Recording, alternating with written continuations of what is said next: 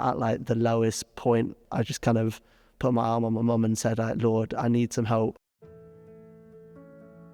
Me and my mum and my brother have always been at church. Like, my mum took us from when we were tiny, but truly believing myself, like making the decision that I am actually a Christian, was about 17, was our church camp.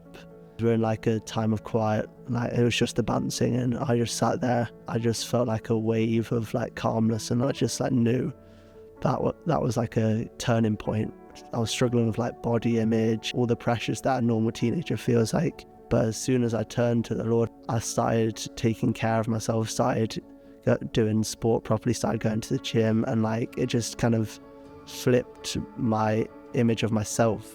In September, right, I was about to turn 18, so it should be like a month full of excitement. But the first week of going back to school, I found out my granddad had died, so my dad's gone to go visit him and like look after him. But at about midnight, my mum comes into my room and she's like, Dylan, I'm really not doing great, we might need to go to hospital. So I go and take my mum to hospital, but at this point she's like passing in and out of consciousness. She's like struggling to be in the room, and when she is in the room, she's saying like, oh, I tell you, dad and brother, I love them, I don't think I'm going to make it through this. When we finally got put into a room, she was just left there for like an hour, 2 hours.